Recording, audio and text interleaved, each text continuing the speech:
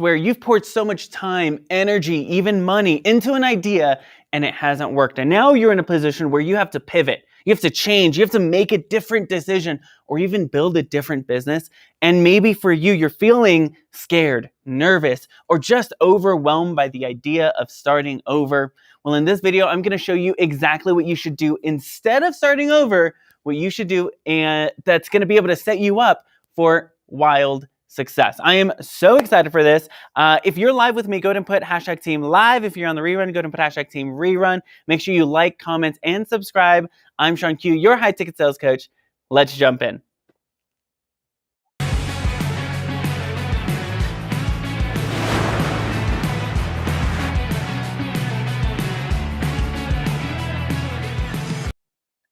Okay, so if you've ever been in a place where you have to just start over, I was actually having a conversation with someone who is in their 60s, 70s, they're a little bit on the more seasoned part of life, and they were telling me, Sean, I've started 3 businesses. One was really successful, I sold it, and then I started 2 more right after, and those have both flopped, and I feel tired, I feel overwhelmed.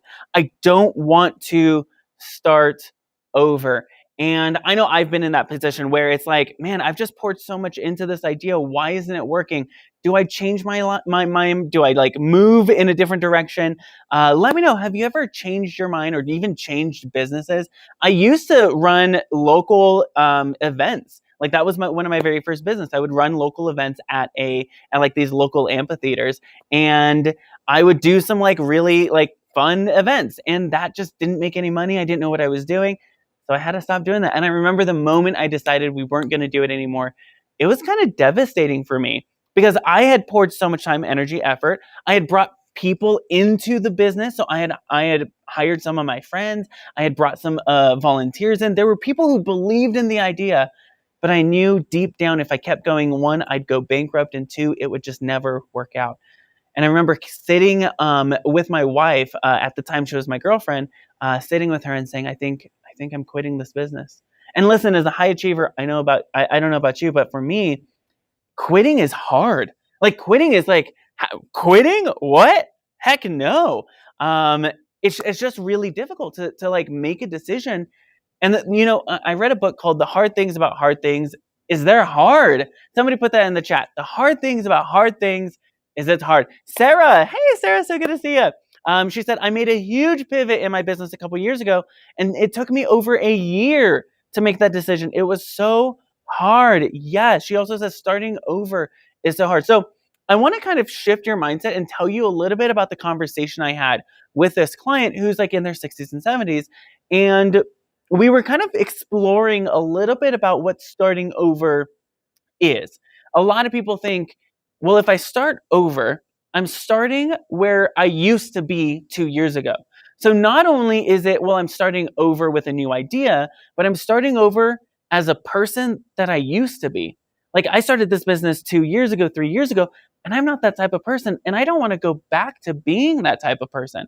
And so oftentimes starting over, it's like, it's an identity shift of like, I don't want to be that person again. I don't want to, I feel like I've given so much time, energy, and effort. Has it all gone to waste is another thing. It's this baggage of like, well, I've just wasted time. And the number one thing we can't get back in life is time. So feeling like we've given or we've sacrificed or we've wasted something we can never get back, it's a really harsh experience. I see Bobby says he thinks he's at this point, which is so exciting. Because we're going to get into that in just a sec. So so there's I've wasted all this time. Then there's this identity of like, I don't want to go back to who I used to be. And then another thing that's incorporated is starting over is oftentimes associated with failure. It's like, well, I don't want to be seen as a failure. I don't want to, there's shame associated with starting over. I've been doing this for 2 years and people are watching. I don't know about you, but I had former bosses watching. I had like clients watching. I had family watching. I had the people who were like the haters watching. Sarah says that's a great insight about why some people don't shift. I don't want to be that person again. Yes. I had all these people watching and I didn't want to let down the people who supported me. And I also didn't want to kind of like let's just be honest, my ego, my pride was a little shattered because I didn't want those people who were like rooting for me to fail to be like, see, I told you. I told you. I knew this was going to happen. Well, I told you. And that would like just shattered. And so I didn't want to give them the benefit of like seeing me start over, but I also didn't want the people who supported me, who had invested in me, who had loved me to see me as a failure. And so there was this like mental like baggage that comes in when we're having to start over or we're having to make a pivot. And then I don't know about you, but I'm kind of one of those people. Let me know if that's you. I'm kind of one of those people who's like, I kind of go all in the sense of like, there's no moderation for me. So like if you ever go to Chipotle with me, I know some of my team has gone to Chipotle with me, and they are always like, Sean, that is way too much cheese. Like I just like if I like something, I'm going all in with it, and it's kind of embarrassing for other people, not for me. But I'll be like, a little more cheese, give me a little more. And you know those Chipotle people, they're like skimping on the cheese sometimes. It's like a little bit, and I'm like, no, give me some more, give me some more. Or even with the guacamole, they're like, just a little tiny bit. And I'm like, no, come on. I'm paying like $2 for this. Give me a little more.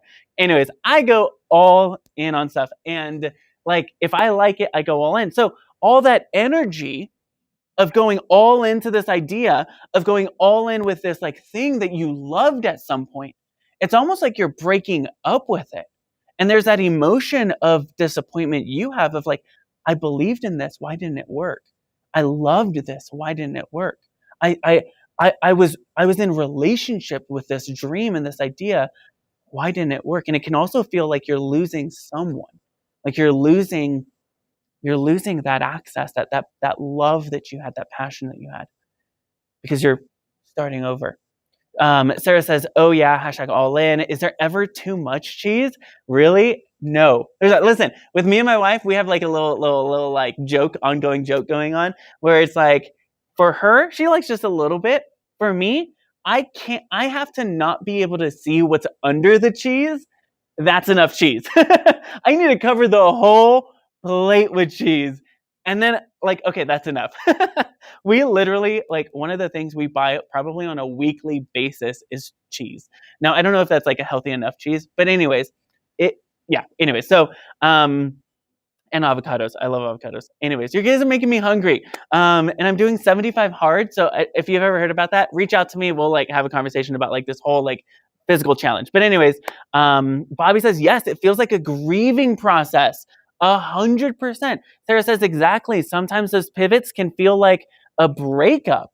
Like you're going through a breakup. 100%. So here is a couple of things that I want to share with you just from my own experience that I think is going to be really helpful for you if you're in this season of life where maybe you're older or the season part of life and you just feel like I'm starting over, or maybe you're like in a shift, in a pivot with your business.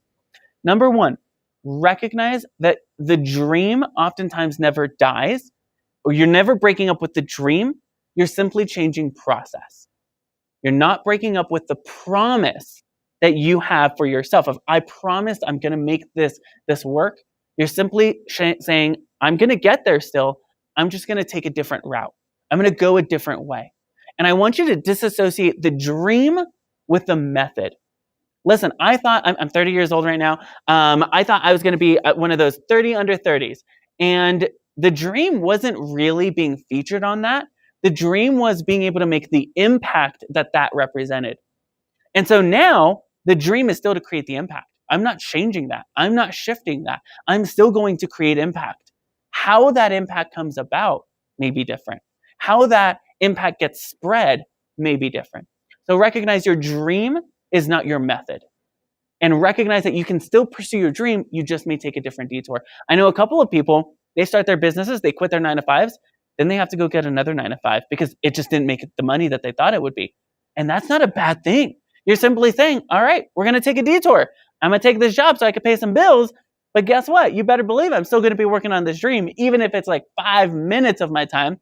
We see Sarah says, hashtag gold nugget, stop associating the dream with the method. Yes. So good. So good. So recognize I'm not giving up on my dream. My dream is mine. I'm going to hold on to it. It's like a child. It will always be my child.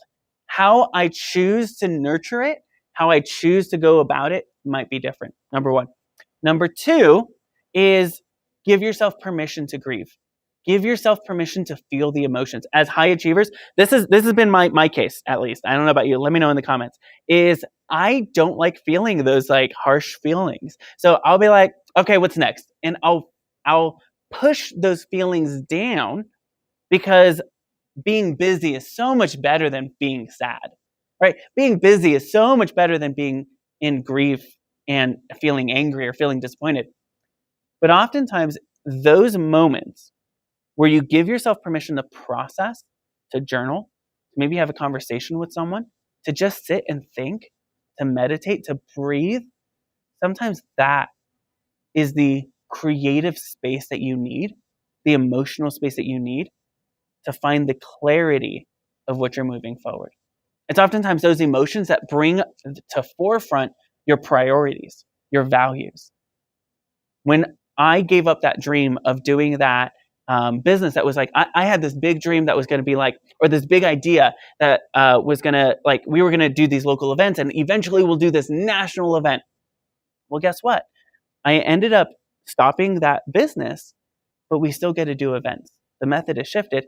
But I remember being in that moment where I quit, just sitting and thinking and processing, okay, what's really important to me? It's almost like when you have a death in the family. I know we're kind of getting on the darker side of life, but priorities come up. Oh, the thing I've been spending time on isn't really important. My family is. My friends are. The relationships I've built are. And so allow yourself to give yourself that space to just process and explore those emotions so that you can figure out and find that clarity of what is it that I really value? What is it that I really want to build? Because here's number 3. You're not starting over. I don't believe anyone on this planet ever starts over. What happens is you start better. I'm going to let that one sit. Nobody ever starts over. They always start better. Because the time, energy, and effort, the skill set you've acquired, the instruction you've been given, like the things you've learned when you were doing that other thing, all comes with you when you do this new thing. You're never starting over. You're starting better. You're starting from a place of experience. You're not going back to that person. You're looking back at that person and saying, if the version of me 5 years ago had what I have now, what would I do different? And now you can do different. You're starting better and you're starting different because you've acquired wisdom and experience and insight. And this is why you see people from like Oprah. She started, continued working. She got fired from her job. They said, you don't look good on TV. You're not meant for TV. Hello, she has like her own like channel, her own production now. Like she has the highest rating TV show for like decades. For her, the detour wasn't letting go of the dream. It was saying, all right, I'm going to do it different. I'm going to do it better. Think about Steve Jobs, who was literally let go of Apple and then brought back in so that Apple could be better, so he could do better. You're not starting over. You're starting better. So if you can, go ahead and put your hand on your heart and simply give yourself permission. I'm starting better.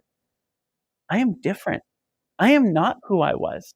And starting better doesn't give the haters, like they're going to hate either way. If you're successful, they're going to hate. If you're failing, they're going to hate. That's what they do. They hate. Your supporters, they're going to love you. They're going to support you. They're going to be like, all right, let's do it better this time. And when you make that shift in your mindset of, I'm starting better this time, what can I do now after acquiring the experience I've had? Sometimes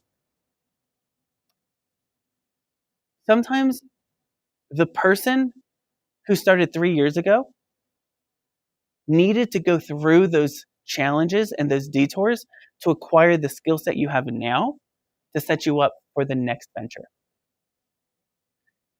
This is kind of a cultural story, it's a biblical story.